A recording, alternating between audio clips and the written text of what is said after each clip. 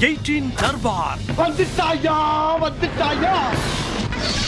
வணக்கம் மக்களே, இது நியூஸ் 18 தர்பார். நம்ம தர்பார்ல இன்னைக்கு உங்களுக்கான பல்வேறு விஷயங்கள் சூடாவும் சுவையாவும் மொறுமொறுப்பாவும் காத்துக்கிட்டு இருக்கு. ஒன்னா எடுத்து கொடுக்கும் போது நீங்க எப்படி இருக்குன்னு டேஸ்ட் பார்த்து தெரிஞ்சுக்காங்க. வாங்க நிகழ்ச்சிக்குள்ள சரட்டுன்னு போவோம். சமசீனுவாக்குள்ள போறோம். இலங்கையில போய் சங்குன்னு இறங்குறோம். மழையா பேஞ்சிருக்கு. மக்கள் எல்லாம் தன்னால தத்துக்கிட ஆடுறாங்க.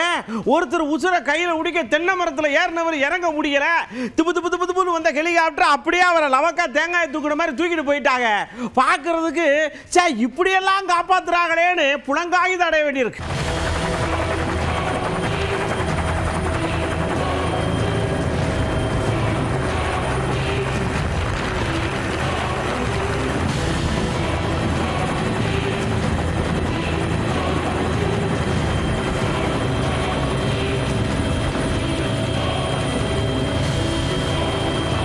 அடுத்து பாருங்க, மகாராஷ்டிராவில் எல்லாருக்கும் அங்கே வெயில் ஜாஸ்தி அடிக்கும் போல் இருக்கு.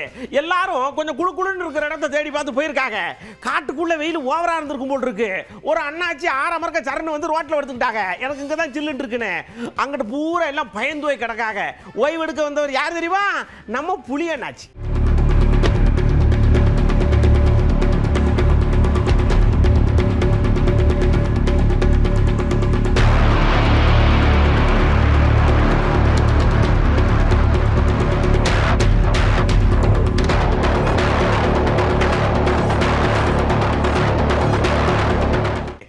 அப்படின்னு சொன்ன உடனே ஐயோ என்னமோ ஏதோ பதற உங்களுக்கு முன்னாடி ஒரு விஷயத்தை வந்து சொல்ல போறேன். வண்டி ஓட்டுறது எப்படி ஓட்டணும் அப்படிங்கிறது ஏகப்பட்டமா சொல்லி கொடுத்துருப்பாங்க. அப்புறம் தான் லைசன்ஸே கொடுத்துருப்பாங்க. இங்க ஒருத்தர் அப்படியே காலை பெப்பர் பேட் நீட்டிக்கிட்டு கையை அப்படி வச்சுக்கிட்டு டர்ன்னு போயிருக்கார். போலீஸ்காரங்க கூப்பிட்டு வாங்க உங்களுக்கு படுக்கிறது எப்படின்னு சொல்லி தரோம். அதுக்கு முன்னாடி நாங்க சொல்லி தரதுக்கு ஒவ்வொன்றுக்கும் ஒவ்வொரு பீஸா உருவுறன்னு சொல்லி உருவிருக்காங்க பீஸா.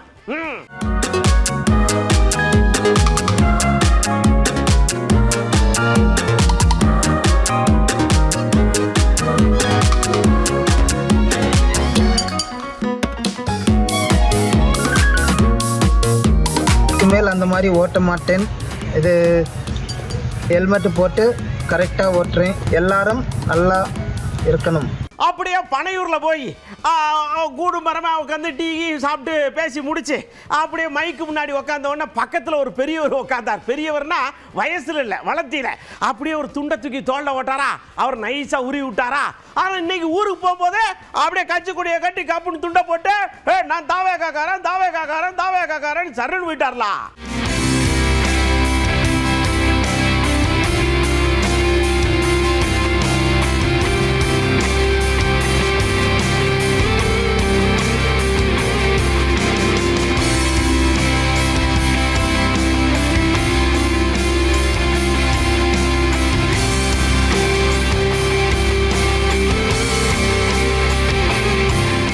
அப்படியே செங்கோட்டை அண்ணாச்சி சர்ன்னு பிளைட் ஏறி டம்முன்னு போய் அங்கே வரவேற்பெல்லாம் பயங்கரமாக கொடுத்து தாவேக்காதான் கோட்டை அப்படின்ற மாதிரி ஒரு பில்டப்பை கொடுக்கணும்னு நினைச்சார். ஆனால் அண்ணாச்சி புயல் அடிக்கி அந்த வண்டி வந்து இந்த பக்கமாக திரும்ப மாட்டேங்கி பெங்களூர் பக்கமாக திரும்புது. ஆனால் நீங்கள் அப்படி கூட ஒரு ரவுண்ட் அடிச்சு இங்கே வந்துருக்க அப்படின்ட்டாங்க. ஒரு 3 மணி நேரம் கழிச்சு வந்தாலும் வரவேற்பை பயங்கரமாலாம் கொடுத்துருக்காங்க.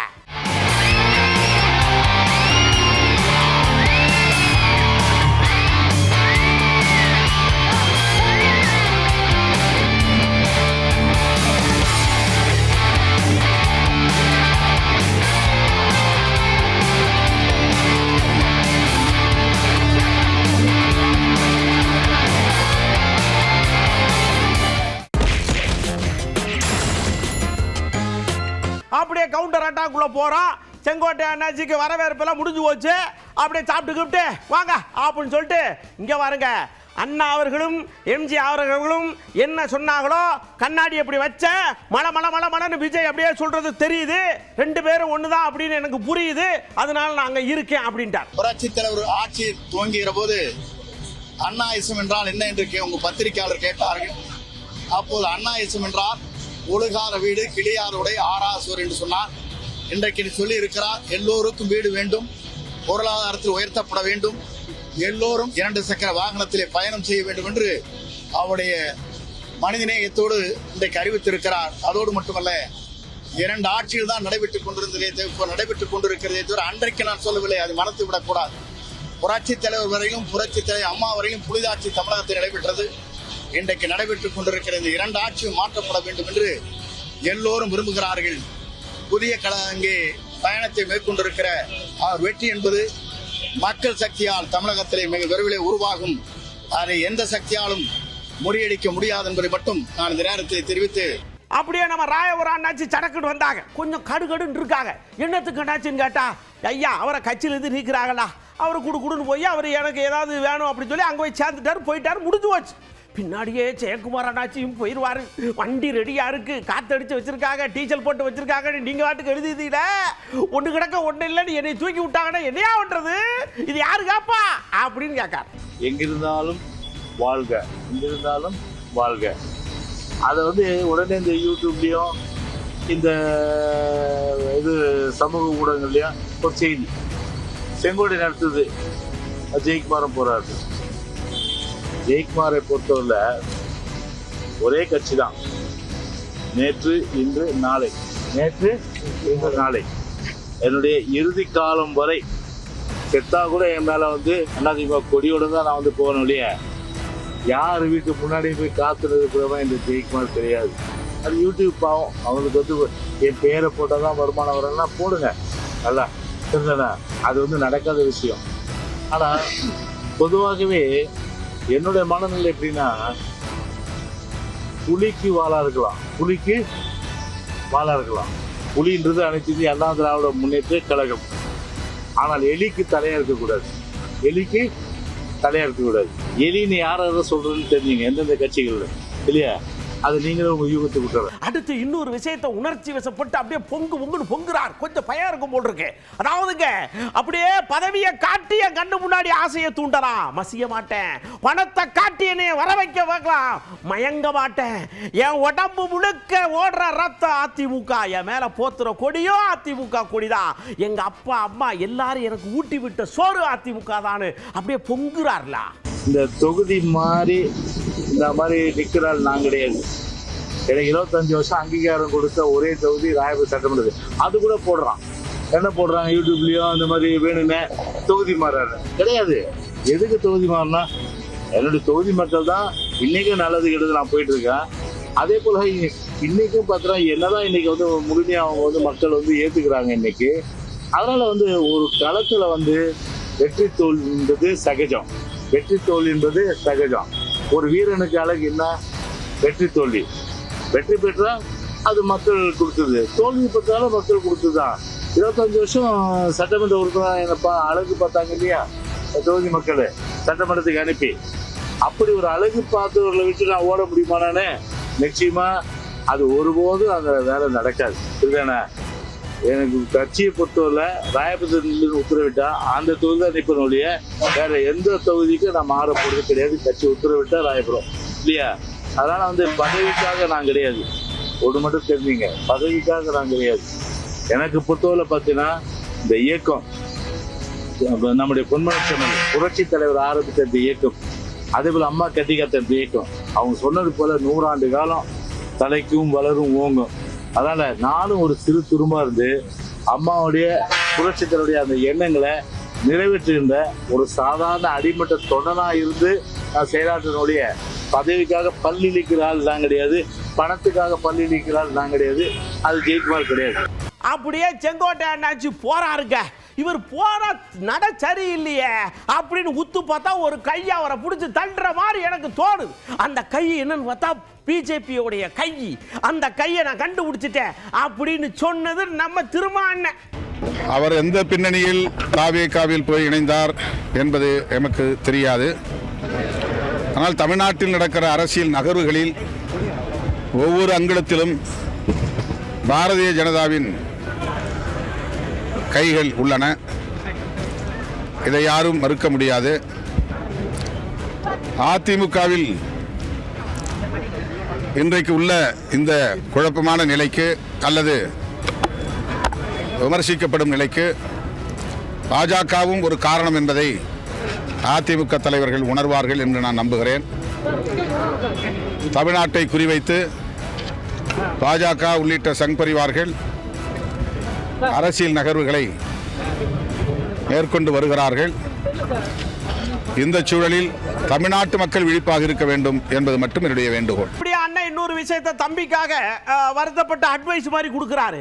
நீங்க படிச்சிய, சினிமால இருந்திய, 4 விஷயம் தெரிஞ்சிய, கட்சி ஆரம்பிச்சிய, ஓகே பரவாயில்ல இருக்கட்டும், ஒன்றும் பிரச்சனை. ஆனா உங்களை சுத்தி ஒரு குரூப் இருக்குல்ல, அதை பார்த்தா தாங்க டெரரா இருக்கு. அந்த குரூப் எல்லாம் பாருங்க, கட்சியில வந்து பாடுபடுற குரூப் மாதிரியா இருக்கு. பார்த்துருக்க தம்பி விஜய், இல்லைன்னா உங்களை பனையூர்ல வச்சா பூட்டிடுவாங்க அப்படின்னு எச்சரிக்கார். திரு விஜய் அவர்கள் மீது எனக்கு நல்ல மதிப்பு உண்டு. அவர் அரசியலுக்கு வந்ததை முதலில் வரவேற்றவன் நான். ஆனால்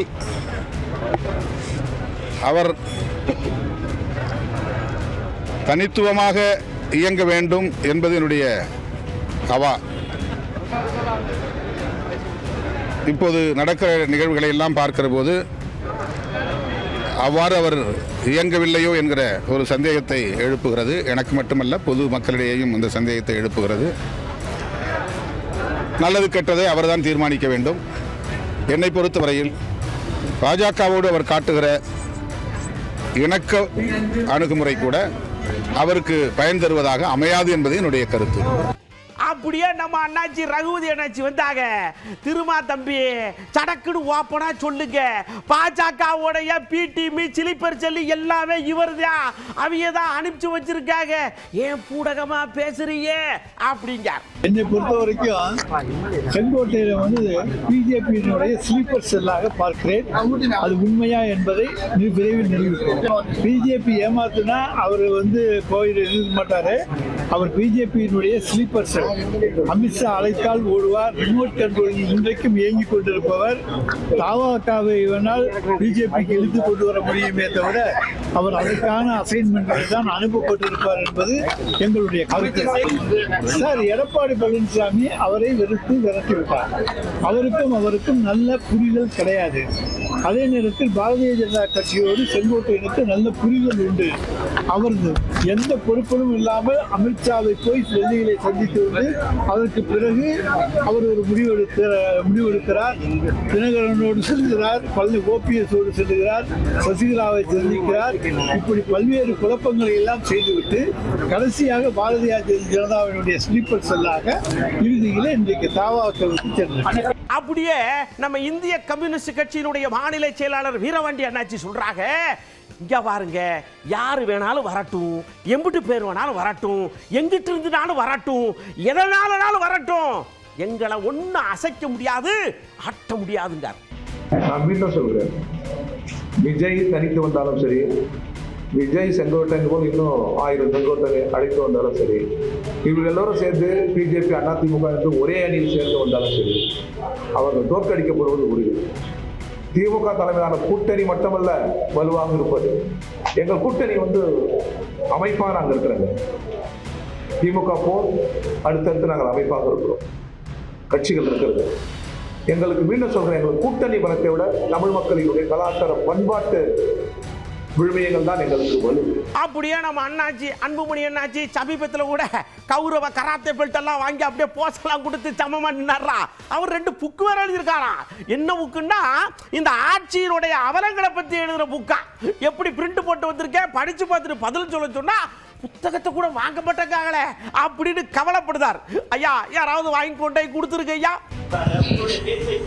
இதுக்கு பதில் சொல்ல சொல்லுங்க. இதுக்கு பதில் சொல்ல சொல்லுங்க. டாக்குமெண்டே கொடுத்துட்டோம். அவங்களுக்கு கொடுக்க சொல்லுங்க. இதுக்கு மறுப்பு கொடுக்க சொல்லுங்க. இல்ல ஒரு மேடையை போட சொல்லுங்க. இது மறுப்பு, நான் வரேன், பேசலாம். அது என்ன, எனக்கு அரசியல் காழ் பிடிச்சி எனக்கு என்ன? எனக்கு தமிழ்நாட்டில் தொழில் வந்தா எனக்கு சந்தோஷம், எனக்கு பெருமை. ஆனா உண்மையா வரணுமே. வராம வந்துருச்சு சொல்லுது தானே. எதுனா இது தப்பு சொன்னா நாங்க நிச்சயமா வெளியில சொல்லுவோம். புக்கே போட்டிருக்கிறோம். இது என்ன கால் பிடிச்சிட்டு பதில் சொல்லுங்க.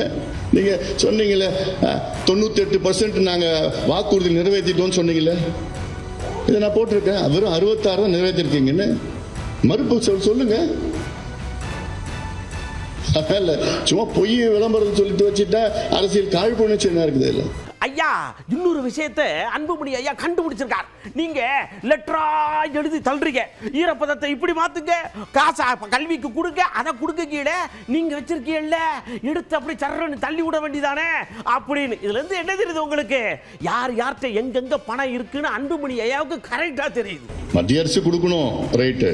ஏன் நீங்க கொடுக்கறது? நெல் கொள்முதல் சொல்றாங்க, இவங்க சொல்றாங்கல்ல 2500 ரூபாய் ஒரு டன், ஒரு குவிண்டால் நெல்லுக்கு 2500 ரூபாய் நாங்க சொன்னது நாங்க செஞ்சிட்டோம்னு சொல்றாங்க. இவங்க சொன்னது 2001 2021 அறிவிச்சாங்க. அப்போ ஒரு குவிண்டால் நெல் உற்பத்தி செய்யறது கிட்டத்தட்ட 1800 ரூபாய். இன்னைக்கு ஒரு குவிண்டால் நெல் உற்பத்தி 2450 ரூபாய். 2500 ரூபாய் கொடுத்து ஒன்றும் ஆக போறதில்ல. இன்னொன்று, அந்த 2500 ரூபாய் கொடுக்கறது இவங்க இல்லை, அதில் 2369 ரூபாய் கொடுக்கறது மத்திய அரசு. இவங்களோட பங்களிப்பு வெறும் 131 தான். போன வருஷம் 130 கொடுத்தாங்க, இந்த வருஷம் பெரிய மனசு பண்ணி 1 ரூபாய் கூடுதல், பெரிய மனசு பண்ணிட்டார் முதலமைச்சர் ஸ்டாலின். 1 ரூபாய் கூடுதல் பண்ணி 131 ரூபாய் கொடுத்துட்டார். கொடுத்துட்டு 2500 யார் கொடுக்கறது? அவங்க கொடுத்த காசு அது. ஐயா ஐயா ஒரு நிமிஷம் நில்லுங்கன்னு முதல்வர் எவன் நிப்பாட்டி இந்த மாதிரி ஊருக்குள்ள எல்லாரும் பேசுறாங்களே சொல்லி முடிக்கலங்க. ஏங்க, எதிர்கட்சியில் இருக்கிறவங்க, பக்கத்து கட்சியில் இருக்கிறவங்க, அவங்களுக்கு வேற வேலை கிடையாது. ஆனா எனக்கு ஏகப்பட்ட வேலைகள் இருக்குது, ஏகப்பட்ட சோழிகளை பார்க்க வேண்டி இருக்குது. தயவு செஞ்சு அவங்க அமைதியா இருந்தா எல்லாத்தையும் செஞ்சு விட்டுருவேன். வாங்க வேலையை பார்த்து போவோம்னு எல்லாரும் கையோட கூட்டு போயிட்டார். அவர் வஞ்சிக்காம இருந்தா போதும், அதுதான் முக்கியம். அவர் சொல்லிட்டு தான் இருப்பாரு, அதெல்லாம் அந்த மாதிரிலாம் ஒன்றும் கிடையாது. அவர் எப்போதுமே அப்படிதான் சொல்லிட்டு இருப்பாரு, அதுக்கெல்லாம் பதில் சொல்ல வேண்டிய அவசியம் கிடையாது. ஓகே ஐயா, அடுத்து உஷாருக்குள்ள போறான். இந்த ஹாங்காங் பிரச்சனை பெரும் பிரச்சனையா இருக்கும் போட்டிருக்கு. ஒரு 3-4 நாள் தீ எரிஞ்சுக்கிட்டே இருக்கு அந்த கட்டடத்தில். சாரத்தை அப்படி கட்டி வச்சிருப்பாங்க போட்டிருக்கு. கான்ட்ராக்டர் பிடிச்சி விசாரிக்காங்க. ஆமா, எதுக்கு என் சாரத்தை இவ்வளவு டைட்டா பிடிச்சி கட்டி வச்சு அமரவே மாட்டேங்கன்னு எல்லாரும் புலம்புறாங்க. சட உடனே ஆஃப் பண்ணி விடுங்க ஐயா.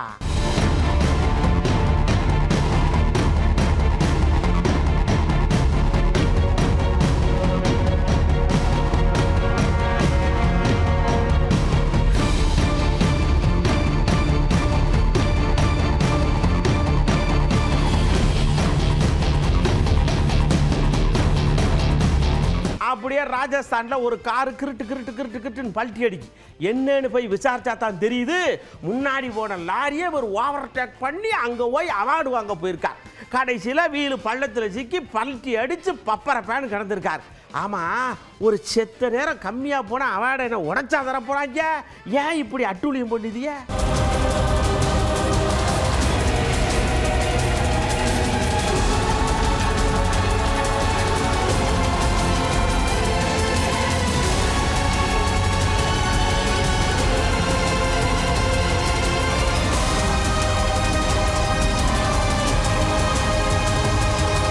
அசாமில் இருக்கக்கூடிய மக்களுக்கெல்லாம் ஒரு முக்கியமான விஷயம்ங்க. உங்க ஊர்ல யானை ஜாஸ்தியா இருக்கு, நீங்களும் ஜாஸ்தியா இருக்கீங்க. அப்ப 2 பேரும் என்ன செய்யணும்? ஒரு கூட்டு உடன்படிக்கைக்கு வரணும். அப்படி வரலைன்னா அதுக்கு வாட்டுக்கு நேரம் ஊருக்குள்ள உங்களை பயமுறுத்துது, நீங்க பயந்து திப்புடுன்னு ஓடுதீங்க.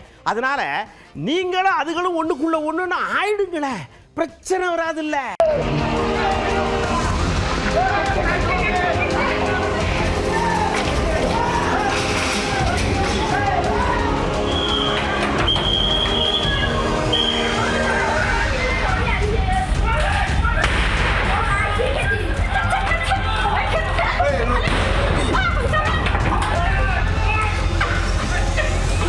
வாரணாசிக்கு போனோம். அங்க போய் ஒரு கல்யாணம், சாப்பிட்டு கும்பிட்டு கப்புடு இது அப்படின்னு சொல்லிட்டு போனா, இருங்க மாப்பிள்ளை ஏறி உக்காந்துட்டுன்னு சொன்னாங்க. வெயிட் பண்ணோம், ஏறி உக்காந்தாரு மாப்பிள்ளை. அப்படியே டமாரு விழுந்து போச்சுன்னா ஆப்பிளோட மாதிரி விழுந்துட்டாரு மட்டை மல்லாக்க. ஏன்னா ஸ்டேஜ் போடும்போது பார்த்து போட மாட்டீங்களா?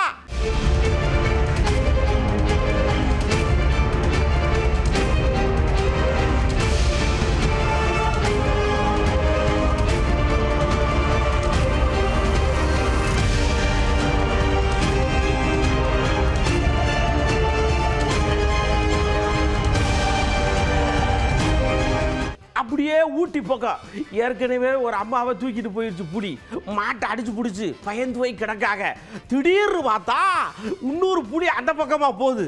ஏன் இது நம்மளை அடிச்ச புலியா அடிக்காத புலியா, ஏன் இது வேற புலியா அந்த புலியா, கன்ஃபியூஷன்ல மக்கள் இருக்காங்க. சடக்கு புடக்குன்னு பிடிச்சு கொண்டே எங்கிட்டாவது விட்டுருங்க ஐயா.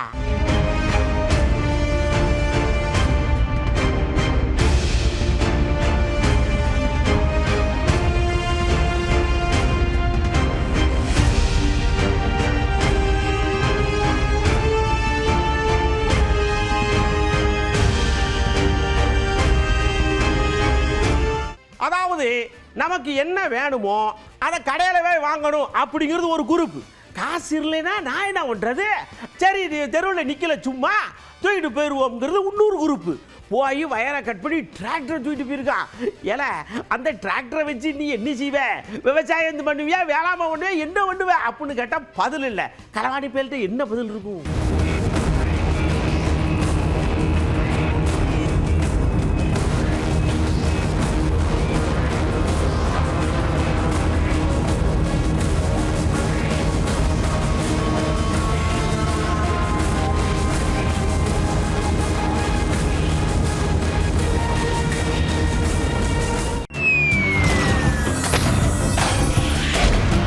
அப்படியே நேரம் அழகிய உலகத்துக்குள்ள சைனாக்கு போகிறோம். இங்கே இருக்க இனிமேல் போக்குவரத்தை பற்றி கவலையே விடாதீங்க. 4 பேர் ஏறி உட்காருங்க, சர்ன்னு மேலாக்க தூக்கும், சர்ன்னு பறந்துடும். ட்ரோன் மாதிரி ஹெலிகாப்டருக்கு செஞ்சுருக்காங்க, பார்க்க ரொம்ப நல்லா இருக்கு. நம்ம ஊருக்கு வர்ற வரைக்கும் கொஞ்சம் வெயிட் பண்ணுங்க. அப்படித்தான்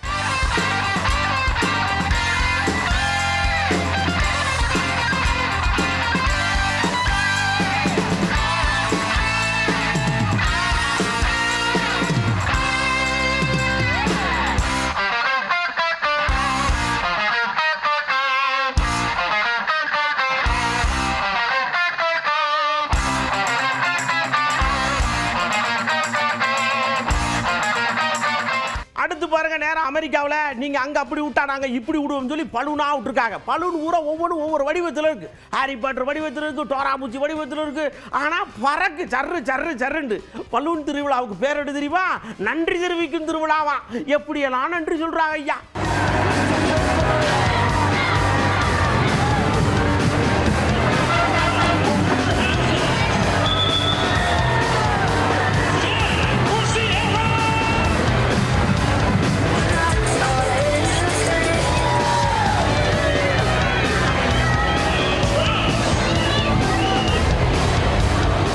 அதே நன்றி தெரிவிக்கும் திருவிழாவில் இந்த பட்டினியாக இருக்கவங்க, இந்த சட்ட துணி வாங்க வழி இல்லாதவங்க எல்லாருக்கும் காசு எடுத்து போய் நல்லா சாப்பிட்டு புது துணியை போட்டு சந்தோஷமா இருங்க, தேங்க்ஸ் ஃபார் எவ்ரி ஒன் அப்படின்ட்டு இருக்காங்கடா.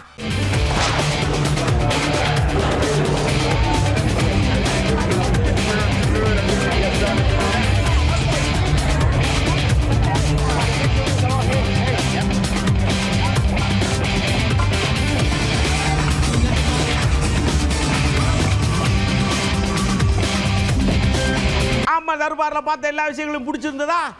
உங்களுக்கு முக்கியமான ஒரு விஷயத்தை சொல்றேன். இந்த எஸ்ஐஆர்ல கையெழுத்து கூட போடாம விட்டுறாதீங்க ஐயா. அப்புறமேட்டு 9ஆம் தேதி உட்காந்து புலம்பாதீங்க. அவ்வளவுதான் சொல்லுவேன். அடுத்த தர்பாரில் ஏகப்பட்ட விஷயத்தோட நான் உங்களை சந்திக்கிறேன். அதுவரை உங்கள்கிட்ட அன்போடு விடைபெற்றுக் கொள்வது உங்கள் அன்பு நண்பன் எழில். வணக்கம் மக்களே. 18 தர்பார் வந்துட்டாயா.